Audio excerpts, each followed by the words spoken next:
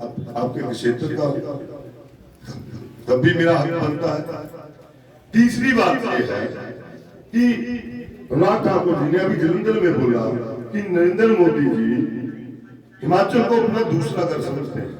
मैं आपसे पूछना चाहता हूँ, आप बताइए कि आपका एक परिवार है, आपका एक गांव है, आपके गांव में कोई विपदा आ जाती है, कोई ऐसा आपदा आ जाती है, तो जो आप दूर भी बैठे होंगे, मान लो नौकरी करने में कहीं बाहर गया हो, जब आप कहीं दूर बैठे हैं तो सबसे पहले आप क्या करोगे?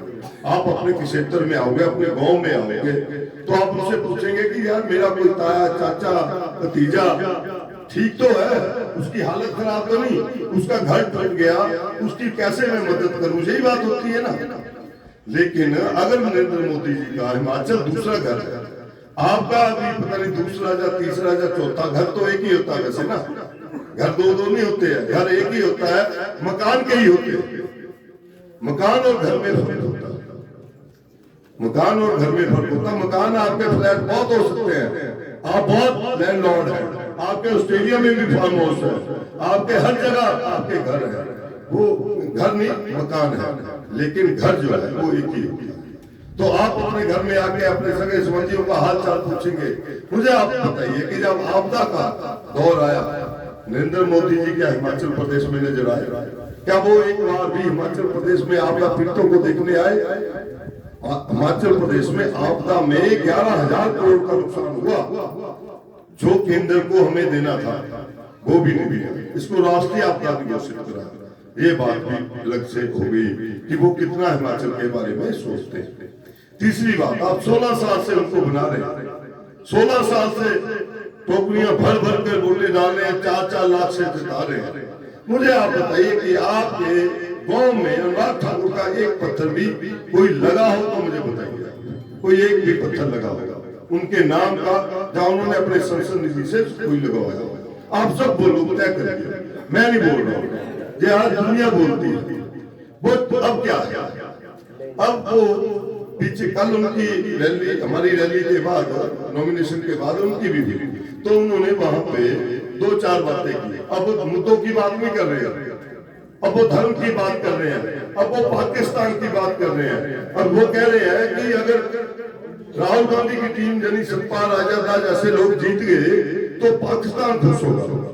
मुझे ये बात नहीं समझ आ रही, पाकिस्तान कैसे खुश होगा? और वो ऐसी बातों पे आ गए हैं और राम मंदिर की बात कर रहे हैं, आपको बरगला रहे। मैं आपसे गुजारिश करना चाहूंगा कि आप एक बात याद रखना, आपके पास आएंगे, धर्म के नाम से लड़ाएंगे, धर्म के नाम पर एक दूसरे को भेदने की कोशिश करेंगे, तो एक बात याद रखना कि जब भी इस पृथ्वी पे अनर्थ हुआ,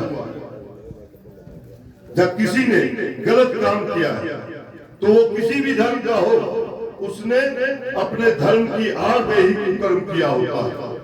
कोई भी धर्म हो, किसी भी धर्म में कोई भी व्यक्ति को कर्म करता है तो धर्म की आड़ में करता है, क्योंकि धर्म के नाम पे लोग उसके ऊपर प्रहार नहीं करते। आपको याद होना चाहिए कि माता सीता का हरण जब हुआ था तो साधु वेश में आया रावण।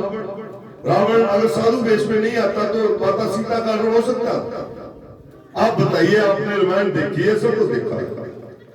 अगर वो रावण के वेश में होता तो माता सीता का हरण नहीं कर सकता था, इसलिए वो साधु रूप में आया और माता सीता का हरण किया।